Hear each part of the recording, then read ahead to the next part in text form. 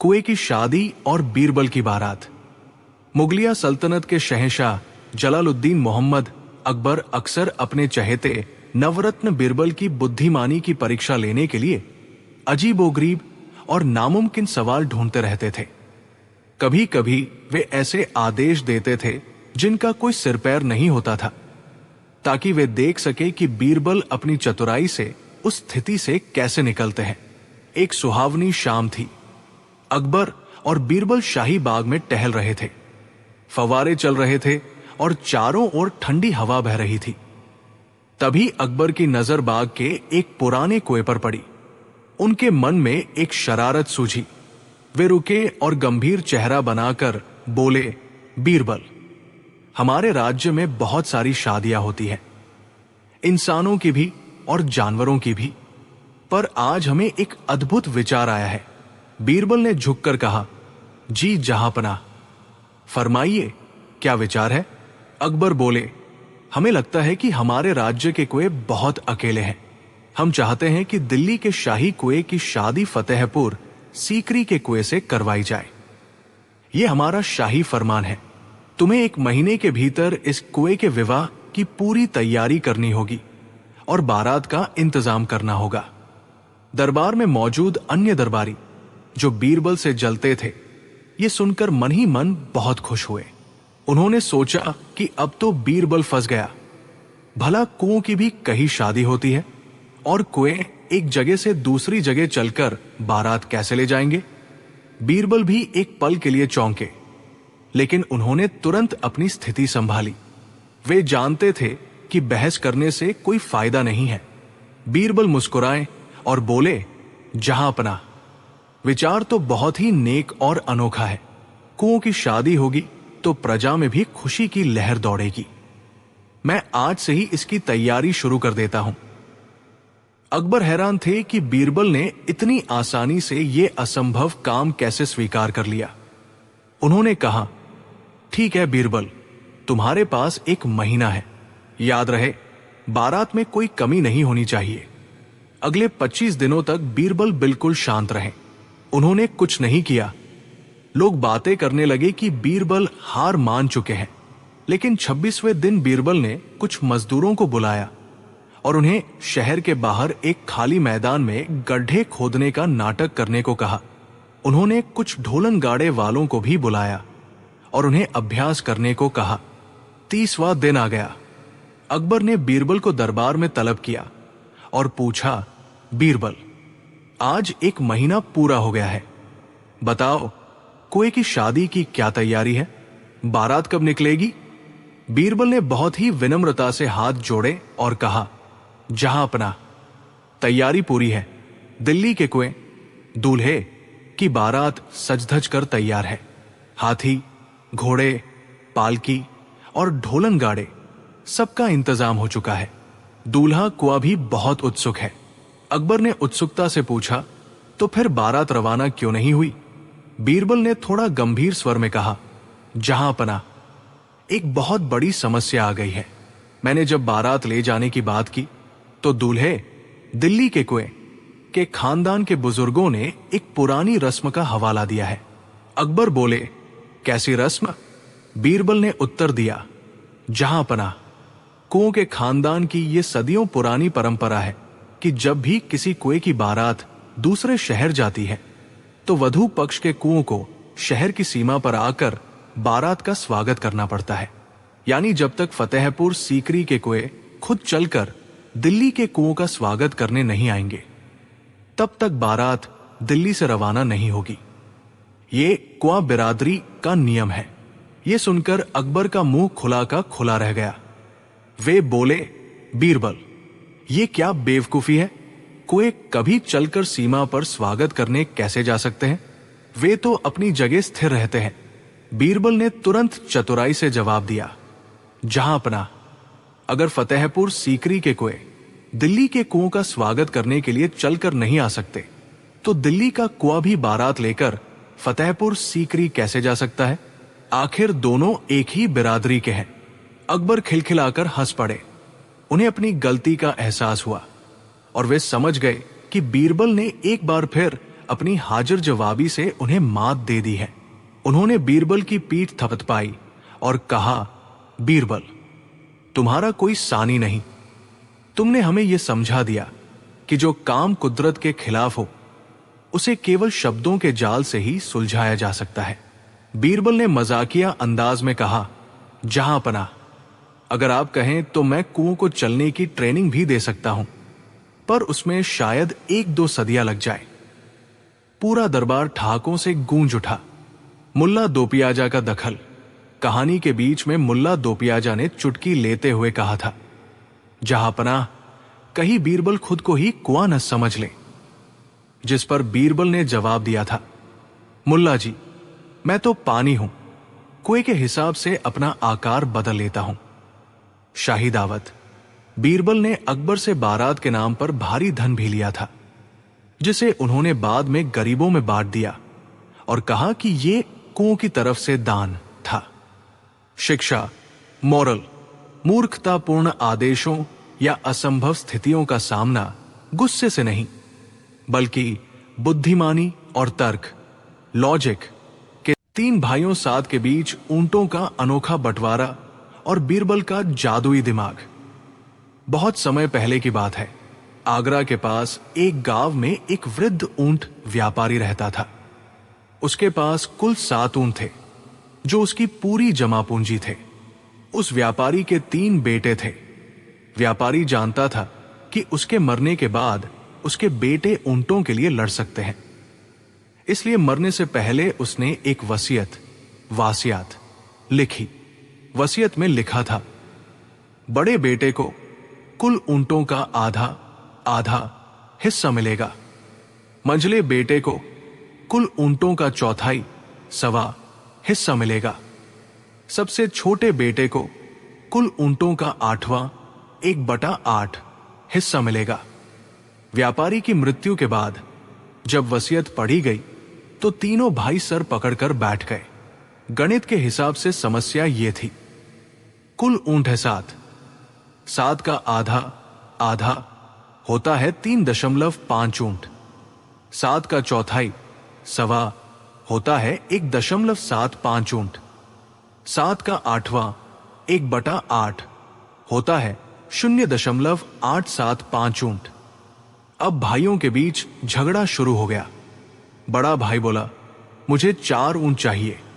मंझला बोला, नहीं, तुम्हें 3 ही मिलेंगे। छोटा भाई रोने लगा कि उसे 1 ऊंट भी पूरा नहीं मिल रहा। ऊंट को काट कर तो हिस्सा किया नहीं जा सकता था, क्योंकि कटा हुआ ऊंट किसी काम का नहीं रहता। गांव के कई पंच और सरपंच आए, बड़े बड़े गणितज्ञ बुलाए गए, लेकिन कोई भी वसीयत की शर्तों के हिसाब से जीवित ऊंटों का बंटवारा नहीं कर सका। हार मानकर तीनों भाई अपनी फरियाद लेकर शहंशाह अकबर के दरबार में पहुंचे। दरबार में भीड़ लगी थी। अकबर ने जब यह समस्या सुनी तो वे भी सोच में पड़ गए। अकबर ने मुस्कुराते हुए अपने नवरत्नों की ओर देखा और कहा, क्यों भाई विद्वानों, क्या कोई है जो इन 7 ऊंटों का वसीयत के अनुसार बंटवारा कर सके? शर्त यह है कि ऊंट कटना नहीं चाहिए और वसीयत की एक संख्या सही बैठनी चाहिए। मुल्ला दोपियाजा ने आगे बढ़कर कहा, जहां पना, यह नामुमकिन है। गणित के हिसाब से 7 एक ऐसी संख्या है जो 2, 4 या 8 से पूरी तरह विभाजित नहीं होती। यह कुदरत के कानून के खिलाफ है। अकबर ने बीरबल की ओर देखा, जो अपनी दाढ़ी सहलाते हुए धीरे धीरे मुस्कुरा रहे थे। अकबर ने कहा, बीरबल, क्या तुम्हारे पास इस पहेली का कोई तोड़ है, या फिर इन भाइयों को ऊंट बेचकर पैसे बांटने की सलाह दे? बीरबल बोले, नहीं जहां पनाह, वसीयत पिता की आखिरी इच्छा होती है, उसे बदला नहीं जा सकता। आप मुझे कल सुबह तक का समय दें और उन तीनों भाइयों को उनके 7 ऊंटों के साथ शाही मैदान में बुला ले। मैं खुद अपना ऊंट लेकर वहां पहुंचूंगा। अगले दिन सुबह शाही मैदान में भारी भीड़ जमा थी। अकबर खुद अपने सिंहासन पर विराजमान थे। तीनों भाई अपने 7 ऊंटों के साथ खड़े थे। तभी बीरबल अपने एक शानदार शाही ऊंट पर सवार होकर वहां पहुंचे। बीरबल ने भाइयों से कहा, तुम लोग परेशान न हो। तुम्हारे पिता की वसीयत का एक एक अक्षर सच होगा। बीरबल ने अपना ऊंट उन 7 ऊंटों के साथ खड़ा कर दिया। अब कुल ऊंटों की संख्या हो गई 7 + 1 8। बीरबल ने बड़े भाई को बुलाया और कहा, देखो भाई, तुम्हारे पिता ने तुम्हें कुल ऊंटों का आधा आधा हिस्सा देने को कहा था। अब हमारे पास 8 ऊंट हैं। 8 का आधा कितना होता है? बड़ा भाई खुश होकर बोला, हुजूर, 4 ऊंट। बीरबल ने कहा, ठीक है, तुम ये 4 ऊंट लो और किनारे खड़े हो जाओ। अब बीरबल ने मंझले भाई को बुलाया और पूछा, तुम्हारे पिता ने तुम्हें कितना हिस्सा दिया था? मंझला भाई बोला, हुजूर, 1/4 सवा हिस्सा। बीरबल ने कहा, कुल ऊंट अब 8 है। 8 का 1/4 हिस्सा 8/4 कितना हुआ? मंझला भाई चिल्लाया, 2 ऊंट। बीरबल ने कहा, तुम ये 2 ऊंट लो और अपने भाई के पास खड़े हो जाओ। अंत में बीरबल ने सबसे छोटे भाई को बुलाया और पूछा, तुम्हें कितना हिस्सा मिलना था? छोटा भाई उदास होकर बोला, हुजूर, 8वां 1/8 हिस्सा। बीरबल ने कहा, अब देखो, 8 ऊंटों का 8वां हिस्सा 8/8 कितना होता है? छोटा भाई नाचने लगा, सिर्फ 1 ऊंट। बीरबल ने कहा, ये लो तुम्हारा 1 ऊंट। अब बीरबल ने अकबर की ओर देखा और बोले, जहां पनाह, हिसाब देख लीजिए। बड़े भाई को मिले 4 ऊंट, मंझले भाई को मिले 2 ऊंट, छोटे भाई को मिला 1 ऊंट। कुल जोड़ 4 + 2 + 1 7 ऊंट। तीनों भाइयों को उनके हिस्से के ऊंट मिल गए और वे बेहद खुश थे। लेकिन मैदान में अभी भी 1 ऊंट बचा हुआ था। बीरबल मुस्कुराए, अपने ऊंट पर सवार हुए और बोले, जहां पनाह, ये जो 1 ऊंट बच गया है, ये मेरा अपना ऊंट है, जिसे मैंने सिर्फ हिसाब बराबर करने के लिए उधार दिया था। अब चूंकि वसीयत पूरी हो चुकी है, मैं अपना ऊंट लेकर वापस घर जा रहा हूं। शहंशाह अकबर और पूरा दरबार सन्न रह गया। किसी को यकीन नहीं हो रहा था कि बीरबल ने बिना किसी ऊंट को नुकसान पहुंचाए एक उधार के ऊंट से इतना पेचीदा गणित सुलझा दिया। अकबर अपनी जगह से उठे और बीरबल को गले लगा लिया। उन्होंने कहा, बीरबल, दुनिया में बड़े बड़े गणितज्ञ देखे, लेकिन तुम्हारी जैसी चालू और व्यवहारिक बुद्धि, प्रैक्टिकल विजडम कहीं नहीं देखी। तुमने साबित कर दिया कि जहां विज्ञान और गणित हार मान लेते हैं, वहां चतुराई और सूझबूझ का रास्ता हमेशा खुला रहता है। बीरबल ने मजाक में मुल्ला दोपियाजा की तरफ देखा और कहा, मुल्ला जी, अगर आपको कभी अपना हिस्सा बांटना हो तो याद रखिएगा, मेरा ऊंट हमेशा किराए पर उपलब्ध है। पूरा आगरा बीरबल की इस दिमागी चाल की चर्चा करने लगा। शिक्षा, मॉरल, जीवन की सबसे जटिल समस्याओं का समाधान अक्सर किताबी नियमों या रटंत विद्या में नहीं, बल्कि out of the box. Birbal की बुद्धि परीक्षा, खाली सवाल, भारी जवाब। एक दिन मुगल दरबार में अजीब सी चहल पहल थी। दरबारियों की भीड़ कुछ ज्यादा ही उत्साहित दिख रही थी, क्योंकि खबर फैल चुकी थी कि आज बादशाह अकबर कोई ऐसी परीक्षा लेने वाले हैं जैसी पहले कभी नहीं ली गई। अकबर अपने सिंहासन पर बैठे थे, लेकिन आज उनकी आंखों में गंभीरता कम और शरारत ज्यादा थी। वे बार बार अपनी दाढ़ी सहलाते और मुस्कुराते। बीरबल ने यह सब देखा तो मन ही मन बोले, लगता है आज दिमाग की नहीं, समझ की असली परीक्षा होने वाली है। अकबर ने दरबारियों की ओर देखा और बोले, आज हम एक अनोखी बुद्धि परीक्षा लेने जा रहे हैं। दरबार में सन्नाटा छा गया। अकबर आगे बोले, इस परीक्षा में सवाल बिल्कुल खाली होगा, लेकिन जवाब सबसे भारी चाहिए। पूरा दरबार एक दूसरे का मुंह देखने लगा। एक मंत्री ने हिम्मत करके पूछा, जहां पनाह, खाली सवाल का जवाब कैसे दिया जाए? अकबर मुस्कुराए, यही तो परीक्षा है। अब दरबारियों के दिमाग घूमने लगे। कोई सोचने लगा, शायद ये कोई दार्शनिक बात है। कोई बोला, जरूर बीरबल के लिए कोई नई चाल है। पहला दरबारी आगे आया। वो बोला, जहां पनाह, जब सवाल खाली है तो जवाब भी खाली होना चाहिए। अकबर ने तुरंत कहा, यह हल्का जवाब है, हमें भारी चाहिए। दरबारी चुप हो गया। दूसरा दरबारी बोला, खाली सवाल का मतलब है सब कुछ। अकबर ने पूछा, तो सब कुछ दिखाओ। दरबारी पसीना पोंछने लगा। तीसरा दरबारी बोला, उत्तर है ईश्वर। अकबर मुस्कुराए। ईश्वर का नाम लेना आसान है, समझना भारी। एक एक करके सभी दरबारी कुछ न कुछ बोलते गए, लेकिन हर जवाब अकबर को हल्का लगता रहा। इस पूरे समय बीरबल शांत खड़े थे। न वे बोले न मुस्कुराए।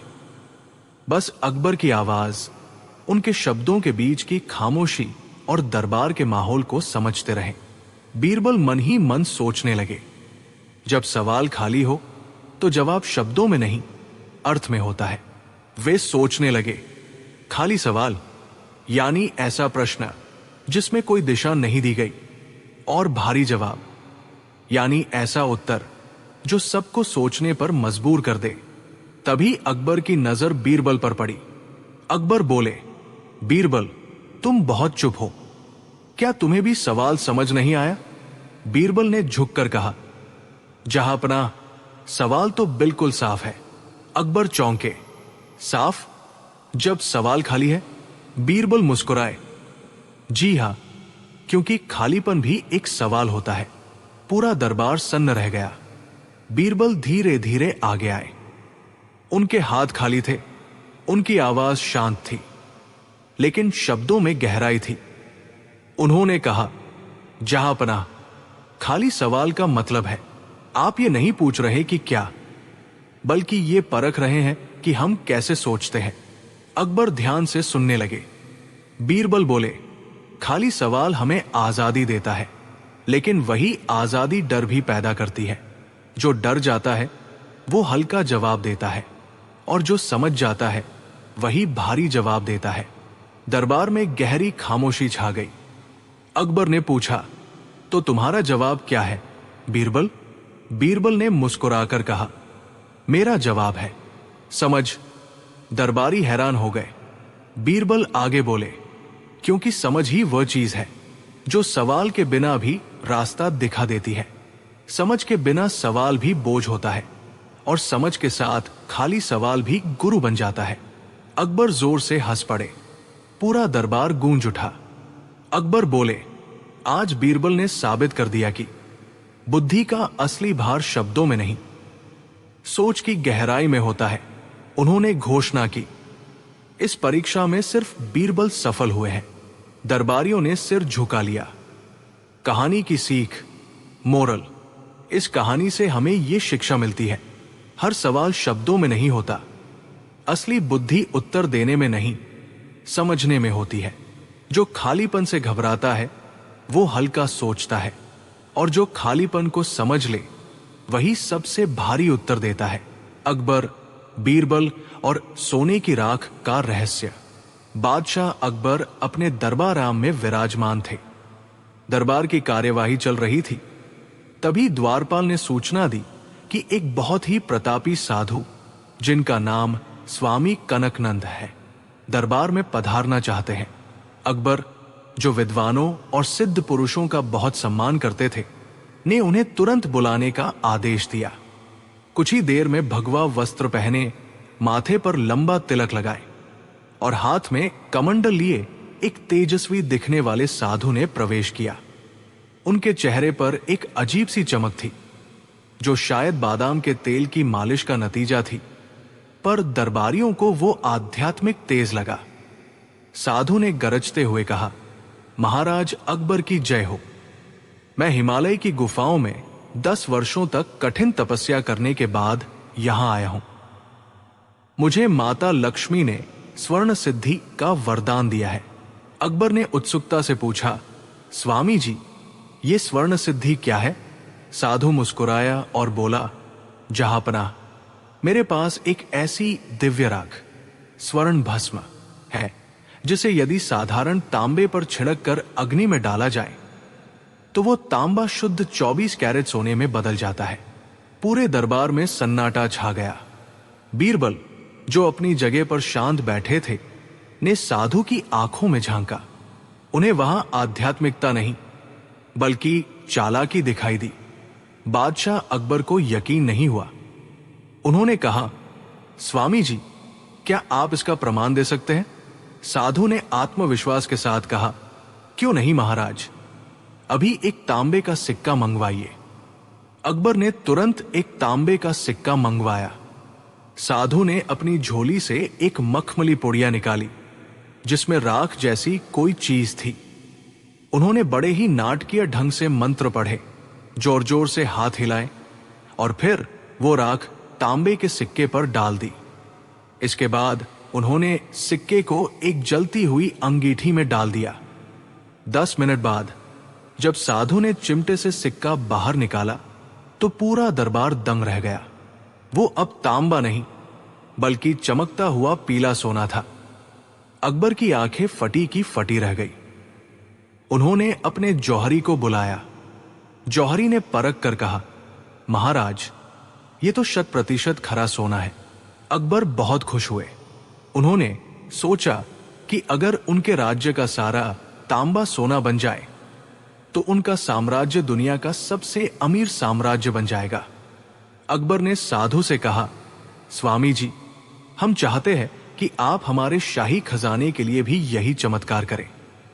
साधु ने लंबी सांस ली और बोला, महाराज, मैं तो मोहमाया से दूर हूं, लेकिन लोक कल्याण के लिए मैं ये कर सकता हूं। परंतु इसके लिए मुझे एक महायज्ञ करना होगा। इस यज्ञ के लिए मुझे 1000 मन तांबा, 500 किलो शुद्ध घी और सोने की राख बनाने के लिए 10,000 स्वर्ण मुद्राएं चाहिए, क्योंकि सोने की राख केवल सोने को जलाकर ही बनाई जा सकती है। अकबर लालच में आ गए। उन्होंने तुरंत खजांची को आदेश दिया कि साधु को जो चाहिए वह दिया जाए। तभी बीरबल खड़े हुए और बोले, जहांपनाह, क्षमा करें।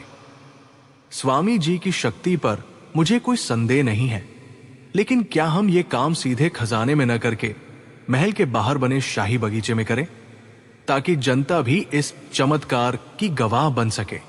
साधु थोड़ा झिझका, लेकिन अकबर की सहमति देखकर उसने हाँ कर दी। अगले 7 दिनों तक साधु ने महल के बाहर एक बड़ा तंबू लगाया। तांबे के बड़े बड़े बर्तन और सोने की मोहरें अंदर पहुंचाई गई। तंबू के बाहर कड़ा पहरा था। साधु दिन भर मंत्र पढ़ता और धुना उड़ाता रहता। बीरबल को पता था कि ये सब ढोंग है। उन्होंने अपने गुप्तचरों को काम पर लगा दिया। बीरबल ने गौर किया कि साधु के पास 2 बहुत बड़े संदूक थे जो वो हमेशा अपने पास रखता था। एक रात बीरबल वेश बदलकर साधु के तंबू के पीछे पहुंचे।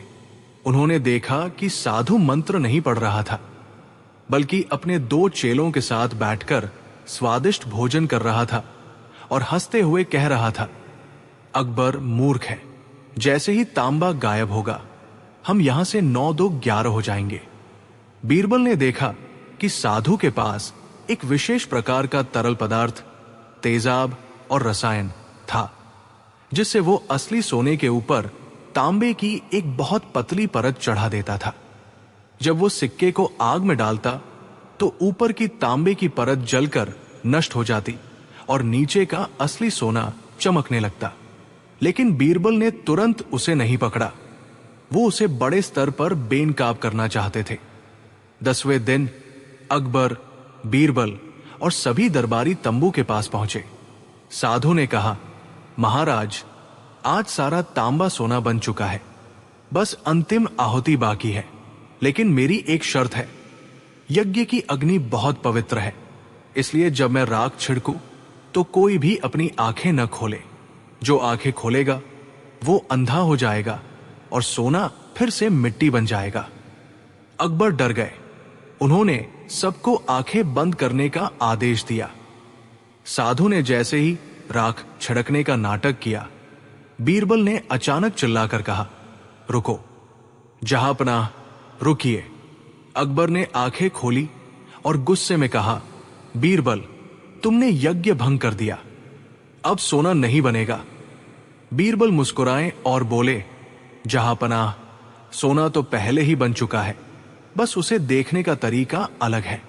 स्वामी जी कह रहे हैं कि तांबा सोना बन गया है, लेकिन मेरी विद्या कहती है कि यह राख तांबे को सोना नहीं बल्कि पत्थर को सोना बना सकती है। साधु घबरा गया। क्या बकवास कर रहे हो बीरबल? बीरबल ने अपने हाथ में एक साधारण पत्थर लिया और साधु से कहा, स्वामी जी, अगर आपकी राख में इतनी शक्ति है तो जरा इस पत्थर पर अपनी राख डालिए। अगर यह सोना बन गया तो मैं आपको अपना सारा धन दे दूंगा। साधु फंस गया था। उसने कहा, नहीं, यह राख केवल तांबे पर काम करती है। बीरबल ने कहा, अच्छा, तो चलिए मैं आपको एक और तांबा देता हूं।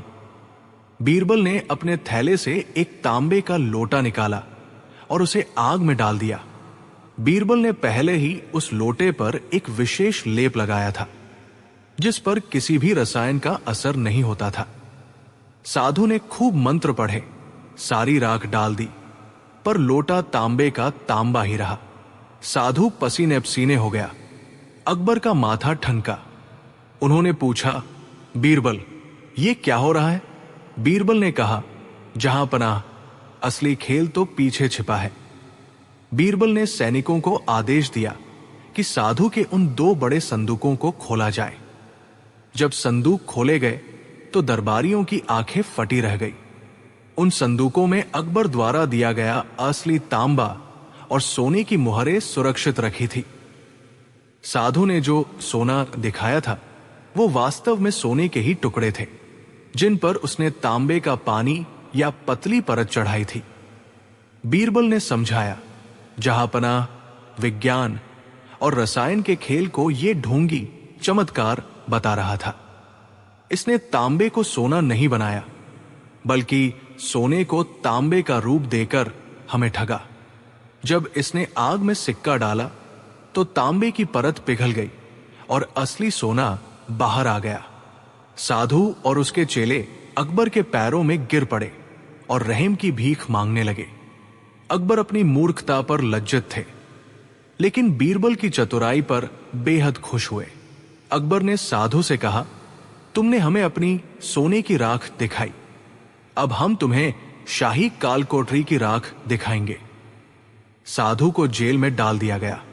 अगले दिन दरबार में अकबर ने बीरबल से पूछा, बीरबल, तुमने उस लोटे पर क्या लगाया था कि वो सोना नहीं बना? बीरबल हंसकर बोले, जहांपनाह, मैंने उस पर कुछ नहीं लगाया था, वो तो शुद्ध तांबा ही था। बात बस इतनी थी कि साधु के पास जो जादुई राख थी वो वास्तव में केवल एक रसायन था जो सोने पर जमी परत को हटाता था। चूंकि मेरा लोटा ठोस तांबा था इसलिए उस पर उस रसायन का कोई असर नहीं हुआ। पूरा दरबार ठहाकों से गूंज उठा।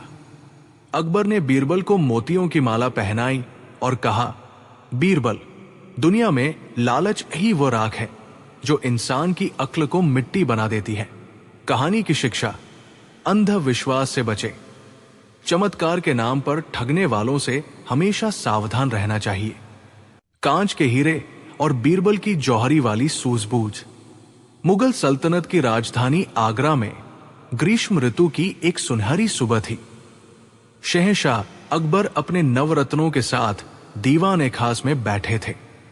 तभी द्वारपाल ने घोषणा की कि फारस, ईरान के शाह का एक विशेष दूत और मशहूर व्यापारी मिर्जा खुरासानी दरबार में हाजिर होना चाहता है।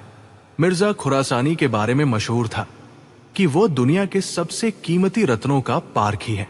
उसने रेशमी लिबास पहना था और उसके हाथ में चंदन की एक छोटी सी पेटी थी।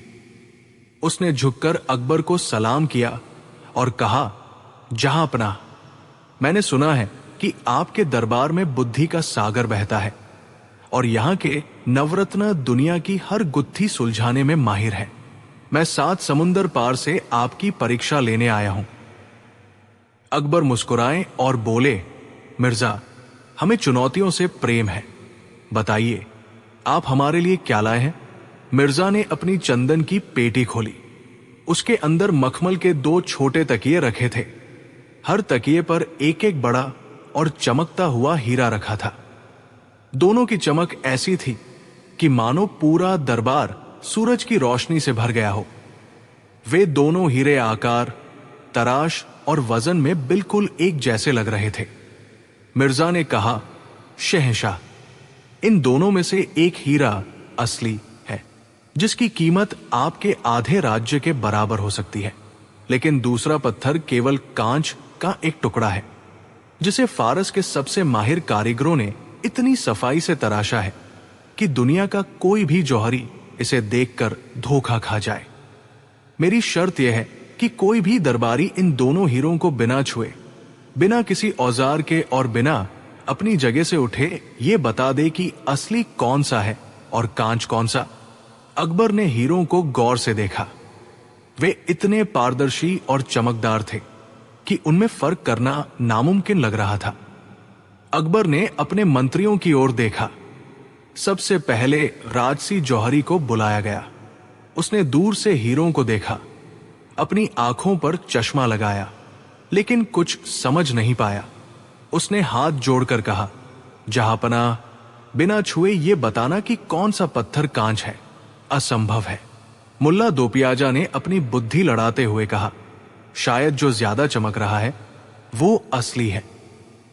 मिर्जा खुरासानी जोर से हंसा और बोला, मुल्ला जी, कभी कभी कांच असली हीरे से भी ज्यादा चमकता है, क्योंकि वो रोशनी को केवल ऊपर से परावर्तित करता है। एक एक करके सभी दरबारी हार मानने लगे। मिर्जा के चेहरे पर अहंकार की मुस्कान गहरी होती जा रही थी। उसने ताना मारते हुए कहा, शहंशाह, क्या मैं ये मान लूं कि आगरा के दरबार की बुद्धि फारस के एक कांच के टुकड़े के सामने फीकी पड़ गई? अकबर का चेहरा गुस्से से लाल हो गया। उन्होंने बीरबल की ओर देखा, जो अब तक शांति से सब कुछ देख रहे थे। बीरबल के चेहरे पर हमेशा की तरह एक मंद मुस्कान थी। बीरबल अपनी जगह से उठे और बोले, मिर्जा साहब, आपकी चुनौती वाकई काबिले तारीफ है, लेकिन सत्य को पहचानने के लिए केवल आंखों की नहीं, बल्कि धैर्य की जरूरत होती है। मैं आपकी चुनौती स्वीकार करता हूं, लेकिन इसके लिए मुझे थोड़ा समय चाहिए, और हम ये फैसला दरबार के भीतर नहीं, बल्कि बाहर खुले आंगन में करेंगे। मिर्जा खुरासानी चकित हुआ। उसने सोचा, धूप में तो कांच और हीरा दोनों ही समान चमकेंगे, इससे क्या फर्क पड़ेगा? उसने शर्त मान ली। पूरा दरबार बाहर आंगन में आ गया। जून की चिलचिलाती दोपहर थी और सूरज सिर पर था। बीरबल ने उन दोनों हीरों को एक ऊंचे पत्थर की मेज पर धूप में रखवा दिया। उन्होंने आदेश दिया कि कोई भी इन हीरों के पास नहीं जाएगा और हम आधा घंटा प्रतीक्षा करेंगे। आधा घंटा बीत गया। दरबारी पसीने से तरबतर थे। मिर्जा खुरासानी अधीर होकर बोला, बीरबल, आधा घंटा हो गया, क्या सूरज की रोशनी ने आपको जवाब दे दिया? बीरबल धीरे से चलकर मेज के पास गए। उन्होंने अपनी उंगली से हीरों की तरफ इशारा किया और बोले, जहांपनाह। मिर्जा साहब के हाथ की ओर रखा ये पत्थर कांच थे और दूसरी तरफ रखा ये पत्थर असली हीरा थे। मिर्जा खुरासानी के होश उड़ गए। उसने हकलाते हुए पूछा, लेकिन ये कैसे मुमकिन है? आपने तो इन्हें छुआ भी नहीं, फिर आपने इतनी सटीकता से कैसे बताया? अकबर भी हैरान थे। उन्होंने पूछा, बीरबल, इस रहस्य से पर्दा उठाओ, हमें भी बताओ कि तुमने बिना छुए ये कैसे जाना? बीरबल ने शालीनता से जवाब दिया, जहांपनाह, ये बहुत सरल है। हीरा हो या इंसान, उसके गुणों की असली पहचान कठिन परिस्थितियों में ही होती है। जब इन दोनों पत्थरों को चिलचिलाती धूप में रखा गया, तो जो असली हीरा था उसने अपनी प्रकृति के अनुसार खुद को ठंडा रखा। हीरा कभी गर्म नहीं होता, चाहे कितनी भी आंच क्यों न हो। वो धूप को अपने भीतर से गुजार देता है, उसे सोखता नहीं है। बीरबल ने आगे कहा, लेकिन जो कांच था वो धूप की गर्मी को सहन नहीं कर पाया और तप कर गर्म हो गया। यदि आप इसके ऊपर अपना हाथ ले जाएं, बिना छुए, तो आप इसकी गर्मी महसूस कर सकते हैं। बस यही इन दोनों का अंतर है। असली हमेशा शांत और शीतल रहता है, जबकि नकली जल्दी उत्तेजित और गर्म हो जाता है। मिर्जा खुरासानी ने झुककर बीरबल के पैर छुए और स्वीकार किया कि भारत की भूमि वाकई रत्नों और बुद्धिमानी की जननी है। उसने वो असली हीरा अकबर को भेंट कर दिया। अकबर बहुत प्रसन्न हुए और उन्होंने बीरबल को स्वर्ण मुद्राओं से पुरस्कृत किया। तभी बीरबल ने मुल्ला दोपियाजा की ओर देखा, जो पसीने से भीगे हुए थे। बीरबल बोले, मुल्ला जी, आप इतने लाल क्यों हो रहे हैं? कहीं आप भी कांच के तो नहीं बने? पूरा दरबार हंसी के ठहाकों से गूंज उठा। अकबर ने हंसते हुए कहा, बीरबल, तुम कांच को भी आईना दिखा देते हो। कहानी की शिक्षा, धैर्य और स्वभाव की पहचान। असली रत्न या महान व्यक्ति विपरीत परिस्थितियों में भी अपना स्वभाव, शांति और शीतलता नहीं छोड़ता। जो जल्दी विचलित या गर्म हो जाए, वो नकली होता है। व्यावहारिक ज्ञान का महत्व। किताबी ज्ञान से बड़ा व्यावहारिक 3 सवाल, 1 जवाब। बीरबल की चतुराई की परीक्षा। मुगल सल्तनत के सुनहरे दौर में शहंशाह जलालुद्दीन मोहम्मद अकबर का दरबार अपनी शानो शौकत के लिए पूरी दुनिया में मशहूर था। अकबर के दरबार में संगीतज्ञ थे, योद्धा थे, कवि थे और सबसे बढ़कर उनके नवरत्न थे। इन नवरत्नों में बीरबल अकबर के सबसे प्रिय थे। बीरबल की बुद्धिमानी के चर्चे सुनकर अक्सर दूर दराज के देशों से विद्वान, पंडित और दार्शनिक उन्हें चुनौती देने के लिए आगरा खिंचे चले आते थे। एक दिन की बात है, जब दरबार की कार्यवाही शुरू ही हुई थी, तभी मुख्य द्वार से एक भारी आवाज गूंजी। एक अत्यंत विद्वान दिखने वाले व्यक्ति ने प्रवेश किया। उनका नाम पंडित विद्यासागर था। उनके हाथ में कई प्राचीन पांडुलिपियां थी और उनके चेहरे पर एक ऐसा गर्व था जिसे अक्सर लोग अहंकार समझ लेते हैं। पंडित विद्यासागर ने अकबर को झुककर सलाम किया और कहा, शहंशाह-ए-हिंद, मैंने सुना है कि आपके दरबार में बीरबल नाम के एक व्यक्ति हैं जो हर पहेली का जवाब देने का दावा करते हैं। मैं दुनिया भर के विद्वानों को हराकर यहां आया हूं।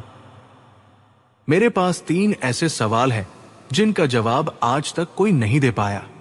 अगर बीरबल इनका सही जवाब दे दे तो मैं उन्हें अपना गुरु मान लूंगा, अन्यथा आपको यह स्वीकार करना होगा कि आपके दरबार के रत्न केवल किताबी बातें जानते हैं। अकबर को चुनौती पसंद थी। उन्होंने बीरबल की ओर देखा, जो एक कोने में शांत खड़े मुस्कुरा रहे थे। बीरबल ने संकेत दिया कि वे तैयार हैं। अकबर ने पंडित से कहा, पंडित जी, अपने सवाल पूछिए। बीरबल आपके हर प्रश्न का उत्तर देने का प्रयास करेंगे। पंडित विद्यासागर ने अपनी छाती चौड़ी की और ऊंची आवाज में अपने 3 सवाल रखे। पहला सवाल, इस पूरी पृथ्वी, धरती का केंद्र, सेंटर कहाँ है? यानी वो बिंदु कौन सा है जहां से दुनिया शुरू होती है और खत्म होती है? दूसरा सवाल, आसमान में कुल कितने तारे हैं? मुझे सटीक संख्या चाहिए। तीसरा सवाल, इस दुनिया में कुल कितने पुरुष और कितनी महिलाएं हैं? सवाल सुनकर पूरा दरबार सन्न रह गया। राजा मानसिंह, मुल्ला दोपियाजा और अन्य दरबारी एक दूसरे का मुंह ताकने लगे। ये ऐसे सवाल थे जिनका जवाब किसी किताब में नहीं था। किसी ने सोचा, भला कोई तारों को कैसे गिन सकता है? या पृथ्वी का केंद्र नापने कौन जाएगा? मुल्ला दोपियाजा, जो हमेशा बीरबल को नीचा दिखाने की ताक में रहते थे, मन ही मन खुश हो रहे थे। उन्होंने सोचा, आज तो बीरबल फंस गया, अब कोई जादू ही उसे बचा सकता है। बीरबल एक पल के लिए भी विचलित नहीं हुए। वे अपनी जगह से उठे, हाथ में एक लंबी लकड़ी ली और दरबार के बीचों बीच फर्श पर एक बड़ा सा घेरा, सर्कल बनाया। उन्होंने उस घेरे के ठीक बीच में लकड़ी को जोर से गाड़ दिया और मिट्टी खोदकर वहां एक निशान बना दिया। बीरबल बोले, पंडित जी, आपके पहले सवाल का जवाब यह है जहां मैंने ये लकड़ी गाड़ी है, ठीक यही बिंदु इस पृथ्वी का केंद्र है। पंडित चकित रह गए। उन्होंने चिल्लाकर कहा, यह आप कैसे कह सकते हैं? क्या प्रमाण है आपके पास? बीरबल ने बड़ी मासूमियत से जवाब दिया, महाराज, अगर आपको मुझ पर विश्वास नहीं है तो आप खुद एक फीता, मेजरिंग टेप ले और पूरी दुनिया की जमीन को नाप ले। अगर मेरी लकड़ी 1 इंच भी इधर उधर निकले तो मैं हार मान लूंगा। पंडित विद्यासागर खामोश हो गए। भला पूरी दुनिया को नापना किसके बस की बात थी? अकबर बीरबल की इस चतुराई पर मुस्कुरा उठे। अब दूसरे सवाल की बारी थी। पंडित ने पूछा, ठीक है, लेकिन आसमान के तारों का क्या? उन्हें कैसे गिनोगे? बीरबल ने तुरंत एक सेवक को इशारा किया। थोड़ी देर बाद सेवक एक बहुत बड़े और घने बालों वाली भेड़, शीप लेकर दरबार में हाजिर हुआ। भेड़ को देखकर दरबारी हंसने लगे। बीरबल बोले, पंडित जी, गौर से देखिए, इस भेड़ के शरीर पर जितने बाल हैं, आसमान में ठीक उतने ही तारे हैं, न एक कम न एक ज्यादा। पंडित ने गुस्से में कहा, यह क्या मजाक है? भेड़ के बाल और तारे, क्या कोई इन्हें गिन सकता है? बीरबल ने तपाक से उत्तर दिया, बिल्कुल वैसे ही पंडित जी, जैसे कोई तारों को नहीं गिन सकता। लेकिन अगर आपको संदेह है तो आप भेड़ के एक एक बाल गिन लीजिए और फिर आसमान के तारों से उनका मिलान कर लीजिए। अगर गिनती में फर्क आए तो बताइएगा। पंडित विद्यासागर के पास अब कोई तर्क नहीं बचा था। वे जानते थे कि बीरबल उन्हें उन्हीं के जाल में फंसा रहे हैं। अब आखिरी और सबसे पेचीदा सवाल बचा था। पंडित ने अपनी अंतिम चाल चलते हुए पूछा, बीरबल, तुमने 2 सवालों के जवाब तो गोलमोल दे दिए, लेकिन अब यह बताओ कि दुनिया में कुल कितने पुरुष और कितनी महिलाएं हैं? इसका जवाब तो तुम्हें देना ही होगा। बीरबल इस बार थोड़ा गंभीर हुए। उन्होंने इधर उधर देखा और फिर बोले, जहांपनाह, दुनिया में कुल कितने पुरुष और महिलाएं हैं? यह बताना बहुत आसान होता अगर एक छोटी सी समस्या न होती। अकबर ने पूछा, कैसी समस्या बीरबल? बीरबल ने पंडित विद्यासागर और दरबार के कुछ अन्य मंत्रियों, खासकर अकबर के साले और मुल्ला दो पियाजा की ओर इशारा करते हुए कहा, जहांपनाह, इस दुनिया में कुछ लोग ऐसे हैं जिन्हें न तो पूरी तरह पुरुषों की श्रेणी में रखा जा सकता है और न ही महिलाओं की। जैसे कि हमारे ये विद्वान पंडित जी, ये कभी पुरुषों जैसी बात करते हैं और कभी औरतों की तरह नुक्स निकालते हैं। पूरा दरबार ठहाकों से गूंज उठा।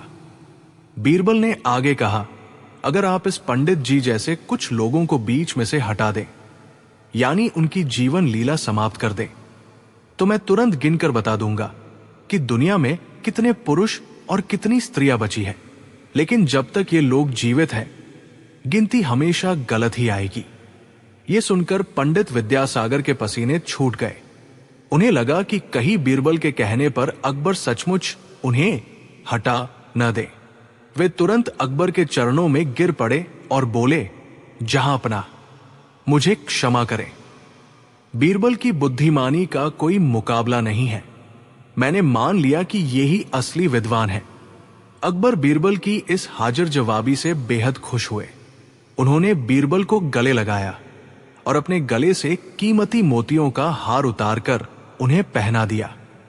पंडित विद्यासागर अपना सा मुंह लेकर वापस लौट गए। अकबर ने पूछा, बीरबल, तुमने इन सवालों के ऐसे जवाब क्यों दिए?